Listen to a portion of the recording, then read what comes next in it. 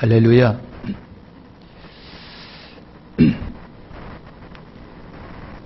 주 예수 그리스도의 종 야고보 1절에 이제 이렇게 말합니다.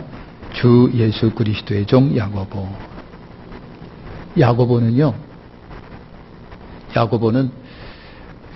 주후 62년경에 여러분 이 야고보서를 기록을 합니다. 주 62년경에 야고보서를 썼습니다. 근데 이제 야고보서의 성경을 쓰는 이유들이 있습니다. 성경을 쓴 이유들이 있었는데, 쉽게 말하면 당시 그리스도인들의 신앙의 변질 때문이에요. 신앙의 변질. 세월이 흐르면서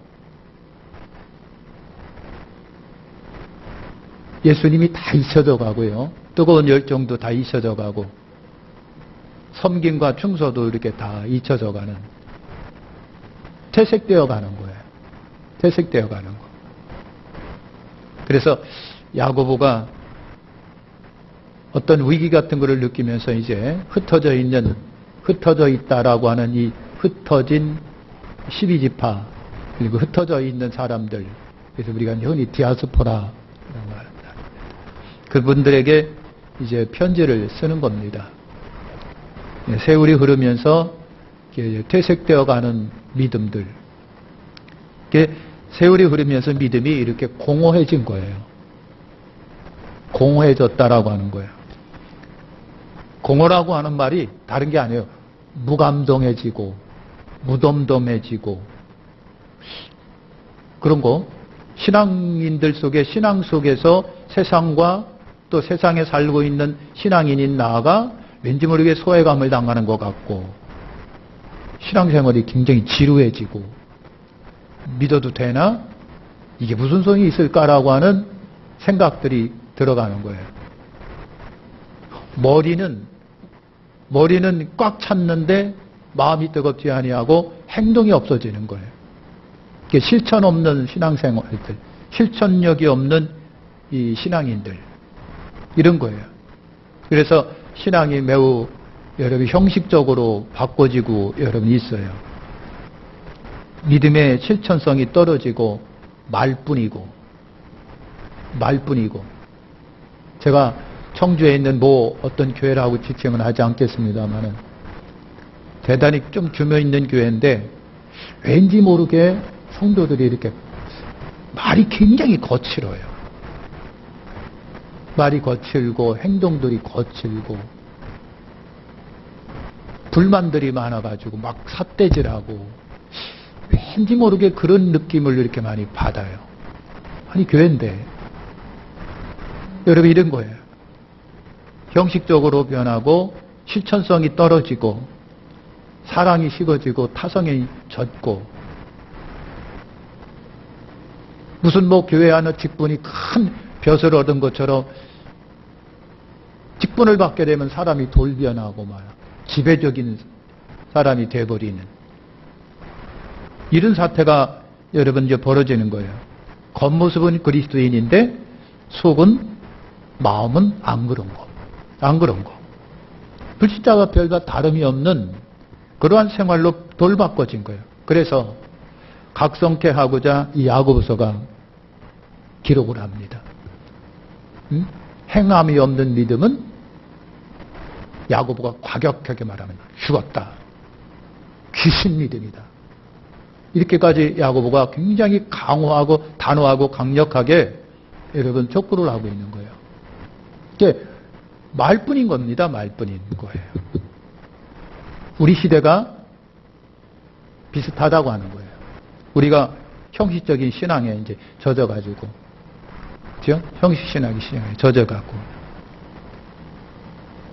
그래서 저도 그렇고 우리도 모르고 일주일 내내, 더군다나 코로나19 시대는 더 그렇습니다. 일주일 내내 성경과 담 쌓고, 말씀과 담 쌓고, 교회와 담 쌓고 살다가 겨우 주일 한번 올라옵니다. 올라오는 거예요. 형식적인 신앙, 다성적인 신앙.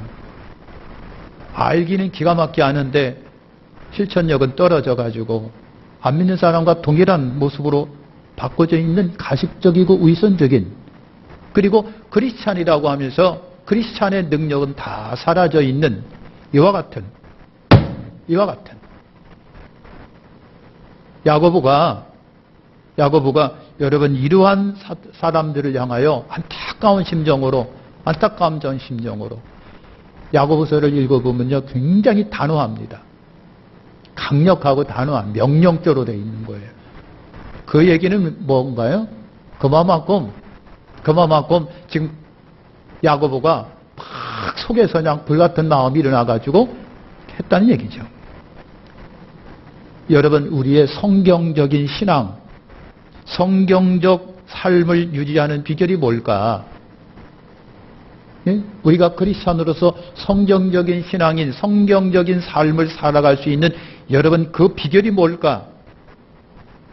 하나님 말씀 안에 다시 거하는 거예요. 그것밖에 없는 거예요. 그렇잖아요? 자꾸만 하나님의 말씀을 들으면서 자꾸만 우리 마음에 충격을 받고 또 그래 맞아 그렇게 살아야 돼 하면서 힘을 내는 것밖에 없다고요. 계속 말씀을 읽고 듣고 묵상하고 실천함이 오늘 우리에게 너무 소중하고 귀중해요. 그렇게 해야 돼요.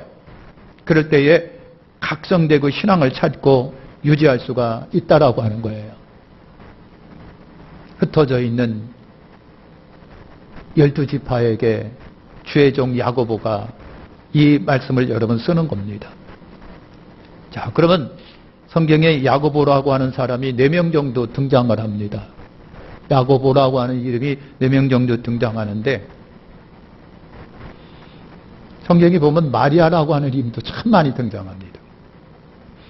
이름이 많다는 얘기는 굉장히 흔하다는 거예요. 우리나라 옛날에 영숙이 무슨 숙이 무슨 이렇게 굉장히 많은 것처럼 그런 거예요. 야고보라고 하는 사람이 4사람이 있는데 첫 번째가 세베대 아들 야고보라고 되어 있습니다. 세베대 아들 야고보. 마태복음 4장 21절에 거기서 더 가시다가 다른 2 형제 곧 세베대 아들 야고보와 그의 형제 요한이 그의 아버지 세베대와 함께 배에서 그물 깁는 것을 보시고 부르시니, 첫 번째 여러분 세베대 아들 야고보는 우리가 알고 있는 요한의 형제 야고보예요.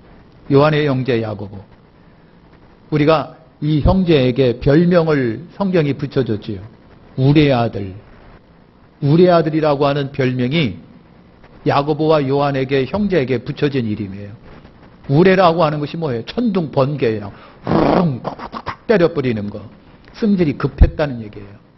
성질이 급해요.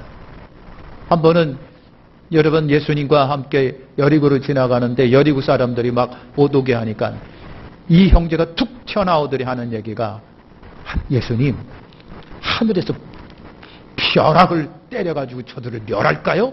하고 바짝고짜 성질 부렸던 형제들이 야고보와 요한입니다. 성격이 굉장히 급했다라고 하는 거예요. 뿐만 아니라 여러분 이 야고보와 요한이 예수님 좌우편에 앉게 해달라고 청탁했던 것도 이 형제예요. 어머니까지 동원시켜가지고 어머니를 동원해서 예수님 우리 2 아들을 양쪽에 좀 앉혀주시면 안 될까요? 그래가지고요 예수님의 제자들이 아주 분위기가 쇠게 만들었던 장본인들이 바로 야고보와 요한입니다. 이런 분들이에요. 그런데 사도행전 12장에 보면 이 야고보가 헤로당에게 순교를 당합니다. 순교를 당해요. 일찍이 순교를 여러분 당했기 때문에 오늘 우리가 야고보서를 쓴 저자라고 보기에는 좀 그렇겠구나. 2 번째 야고보가 나오는데 알페오의 아들 야고보라고 되어 있습니다. 마태복음 10장 2절과 4절에 보면 예수님의 제자들의 명단이 여러분 나오는데 12사도 이름은 이러하니라. 베드로라는 시몬을 비롯하여 그의 형제 안드레와 세베대 아들 야고보와 그의 형제 요한과 빌립과 바돌로메 도마 세리 마태 알페오의 아들 야고보와 다데오 가나안 시몬 및 가룟 유다 곧 예수를 판자라. 여러분 이렇게 나와 있습니다. 그래서 아까는 세베대 아들 야고보인데 지금 2 번째는 알페오 아들 야고보예요. 그래서 성경에는 야고보가 둘이기 때문에 구별시켜서 이 2 번째 야고보를 작은 야고보라고 이렇게 불러요. 구별시키기 위해서 그렇습니다. 제자 중 두 야고보를 구별하기 위해서 이렇게 이제 작다, 크다, 아니면 지역 이름을 붙이기도 했다. 예수님의 제자 가운데 유다라고 하는 제자가 둘이 있습니다. 그래서 예수님 80제자 구별하기 위해서 유다와 가룟 유다라고, 가롯이라고 하는 사람의 유다라고 구별시킵니다. 여러분, 그런 것처럼 사도행전 1장 13절에 예수님이 승천 후 마가다락방에 모인 무리 중에 두 번째 야고보, 작은 야고보도 거기에 있었다. 그래서 여러분, 장로교 창시자 칼빈은 이 야고보가 야고보서를 썼다라고 얘기를 하지만은 그렇게 환영을 못 받는 학설이 됐다. 세 번째가 여러분, 유다의 아버지 야고보가 있어요. 누가복음 6장 16절에 보면 예수님의 제자 명단 가운데 16절에 보면 야고보의 아들 유다와 예수를 파는 자 될 가룟 유다라 이렇게 되어 있습니다. 야고보의 아들 유다와 그랬습니다. 그러니까 예수님의 제자 유다의 아버지가 야고보였다. 제자 유다의 아버지 이름이 야고보였다. 그런데 이 유다는요, 가룟 유다는 아닙니다. 다른 유다를 말합니다. 그래서 이 야고보가 야고보서를 썼을 리는 없겠구나, 이렇게 이제 판단을 하는 겁니다. 그 다음에 네 번째 야고보가 있으니 주의 형제 야고보입니다. 주의 형제 야고보. 주의 형제라고 하는 것은 예수님의 친동생 야고보라고 하는 그런 뜻입니다. 마태복음 13장 55절에 보면 이는 그 목수의 아들이 아니냐, 그 어머니 마리아와 그 형제들은 야고보, 요셉, 시몬, 유다라지 않느냐 그랬어요. 그러니까 예수님에게는 형제가 있었는데 남동생만 분명하거든 내지고 여동생은 아무리 못해도 둘은 있었다. 아버지는 목수였었다. 어머니 이름은 마리아였다. 이것이 여러분 마태복음 14장 55절에 있는 거예요. 예수님의 형제 중 야고보. 여러분, 예수님의 형제들은 처음에 예수님을 어떻게 하고요? 믿지 않았습니다. 믿지 않아갖고요, 형님 예수를 갖다가 놀리거나 비웃거나, 여러분 그렇게 했어요. 비웃고 돌아다니고 그랬어요. 요한복음 7장 1절과 5절에 여러분 그렇게 돼 있어요. 당신이 메시아거든 왜 집 안에 있어요? 파묻혀 지내지 말고 나가서 한번 드러내시죠? 동생들이 예수님께 한 얘기예요. 동생들이 초막절 때에 절기가 있는데 예수님이 가만히 집에만 있는 거니까 있어요. 그러니까 동생들이 뭐가 심기가 흐트러지거나 뭐 기분이 안 좋거나 뭐가 그랬는 것 같아요. 형님, 형님이 메시아라면서요. 그러면 좀 집안에만 파묻혀 있지 말고 좀 나가서 한번 형님 드러내보세요. 이렇게 동생들이 예수님을 비웃었다. 이런 모습이 여러분 나와요. 한 번은 예수님이 소문이 들려집니다. 예수가 미쳤디야. 그러니까 마리아하고 이 형제들이 몰려가서 미친 형님 잡아오려고 쫓아간 적도 있습니다. 그런데 여러분, 이런 야고보가 사도행전 1장 14절에 보니까 성령 받기 위해서 마가다락방에 앉아 있습니다. 마가다락방에 앉아 있고요. 고린도전서 15장에 보면은요, 바울이 그랬습니다. 부활하신 주님이 야고보에게도 보이셨다 그랬습니다. 이 야고보가 주님의 동생 야고보라고 판단을 우리가 하고 있는 겁니다. 갈라디아서 2장 9절에 보면요, 여러분 기둥같이 여기는 야고보라고 하는 구절이 있어요. 바울이 이 야고보를 갖다 기둥같이 쓰임받는 야고보라고 평가를 합니다. 바울도 그렇게 이 야고보를 평가를 여러 번 했습니다. 사도행전 15장에 보면은 최초에 여러분 종교회의가 있잖아요. 그 종교의 수장격인, 지금으로 말하면 각 교단의 총회장격인 이 사람이 바로 주의 형제 야고보였었다라고 하는 거예요. 야고보라고 하는 거예요. 주의 야고보가 야고보 형제인데, 이 야고보가 여러분 주 62년경에 순교를 당합니다. 그러니까 예수님이 고난 받은 후에 이 형제들이 예수님을 인정을 하기 시작을 해갖고, 그래서 예수의 형제들이, 그전에는 예수님을 인정도 안 하고 비웃고 그랬던 형제들이 예수님을 고난받는 이후에, 그리고 주님을 주라고 고백하고 다 예수 믿고 여러분 주의 사람들이 됩니다. 그 중에 야고보가 여러분이 있는 거예요. 그래서 주 62년경에 순교를 당했다. 성경에는 이 야고보가 순교당한 내용이 하나도 없습니다.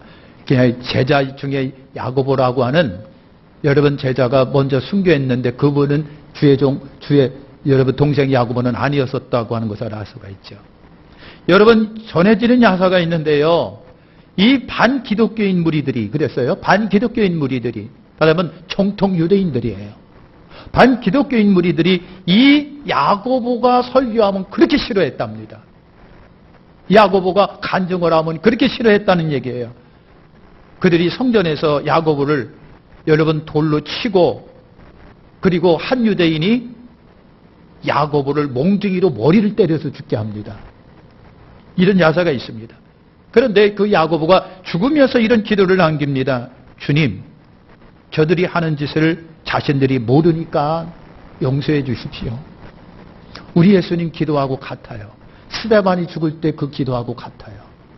야고보가 죽을 때 주님, 저들이 하는 짓을 자신들이 모르오니 용서해 주십시오. 형님 예수를 주로 메시아로 고백하고 순교로 생을 마감한 사람이 바로 이 야고보입니다. 여러분, 늦게 믿었으나 확실히 짧고 굵게 믿고 간 사람이 야고보예요. 나중된 자가 먼저 된 자가 되었습니다. 이 주님의 형제 야고보가 이 야고보서를 우리는 썼다라고 보고 있는 거예요. 자, 그러면 저자 야고보는 어떤 사람이었을까? 몇 가지로 생각을 해볼게요. 하나는 영성의 사람이라고 우리가 볼 수가 있습니다. 영성의 사람인데 여러분 늦게 믿었으나 깊은 영성의 사람이 되었다. 예루살렘 교회의 지도자가 된 것을 여러분 아시잖아요. 총회장격 된 사람이 야고보인 것을 여러분 아시잖아요. 여러분 사도행전 15장에 보면은 교회가 예루살렘 교회가 있고요. 이방 교회에 흩어져 있는 교회들이 있는데 바울과 실라가 이방인 선교를 위해서 여러분 가나안 교회에서 선교사로 파송되어 나갔잖아요. 그죠? 그리고 선교 보고하기 위해 들어왔습니다. 사도행전 15장에 보면은요. 이방인 교회와 예루살렘 교회가 이방인 교회는요. 바나바와 바울을 중심으로 열심히 선교됐고 그리고 예루살렘 교회는 사도들이 있는 교회입니다. 조리 있는데 막 분열되어 있는 거예요. 바울이 선교 보고를 하기 위해 들어왔는데 분위기가 쎄한 것이 바울이 율법을 무시한다고 했더라, 없어도 된다고 했더라 하면서 분위기가 쎄합니다. 교회가 이렇게 여러분 이방인 크리스찬과 유대인 크리스찬 사이에 갈등이 있었습니다. 이때에 조리 있는 말씀으로 그들 모두를 감동시켜서 분위기를 화합으로 만든 사람이 야고보예요. 바울도 이 야고보는 갈라디아 2장 9절에 보면 기둥 같은 인물이라고 표현을 하고 있습니다. 이 사실을 보면요. 야고보는요. 영성 있는 지도자였을 것이다. 다른 제자보다 조금 늦게 취학을 했지만은 그래도 야고보는요. 영성이 있었기 때문에 그런 위치까지 올라가지 않았는가라고 하는 거예요. 여러분, 유대인 역사가 요세푸스라고 하는 분이 계십니다. 이분은 대단히 유명한 사람이고요. 유대인 역사를 공부하는데 이분 빼놓으면 안 될 분인 유대인 요세푸스라고 하는 그분입니다. 요세푸스가 기록에 의하면요. 안 믿는 유대인들조차도 야고보를 인정을 했답니다. 야고보를 인정했다는 거예요. 그러니까 여러분 그렇습니다. 언제부터 믿었느냐가 중요한 것이 아니라 어떻게 믿느냐가 굉장히 중요하구나라고 하는 거예요. 나 몇 년 됐는데 나 뭔데 그거 아니라 내가 지금 어떻게 믿고 있느냐가 중요해요. 우리는 야고보를 통해서 여러분 그걸 배우는 거예요. 언제부터 믿었느냐가 아니라 지금 어떻게 믿고 있느냐가 여러분 굉장히 중요하다. 두 번째, 야고보는요, 우리가 흔히 기도의 사람이라고 표현을 합니다. 그래서 야고보 하면 전해지는 전설이 있어요. 무릎은 낙타 무릎이었다 그랬어요. 여러분 낙타 무릎 보셨잖아요. 아주 딱딱하게 돌처럼 묻어 있어요. 그래서 이 낙타는요, 언제든지 짐을 실려면 무릎을 턱 끌어가지고요, 낙타 무릎은 두툼하게 살갗으로 덮여 있습니다. 야고보가 별명이 있으니 낙타 무릎의 사람이었다는 얘기죠. 그만큼 무릎 꿇고 기도를 많이 했다는 얘기예요. 무릎이 기도했다는 얘기죠. 또 여러분 요세푸스 기록에 의하면요, 야고보는요 이 풍전등화 같은 나라를 위해서 뗄 끊임없이 중보기도를 많이 했답니다. 중보기도를 그렇게 많이 했대요. 그가 반기독교 세력들에 의해서, 세력인 유대인들에서 여러분 돌에 맞습니다. 막 돌에 맞았고요. 그리고 한 유대인이 몽둥이를 들어서 야고보의 머리를 내리쳤다. 맞아 죽어가면서 저들을 위해서 기도했던 사람이었답니다. 야고보가 그래요. 몰라서 그러니 용서해 주십시오. 야고보가 나라와 민족을 위해서 그렇게 기도했답니다. 그렇게 기도한 거예요. 아까 말한 것처럼 야고보가 죽을 때가 주후 62년경이었습니다. 같은 민족 유대인들에게 몽둥이로 머리 맞아 죽었습니다.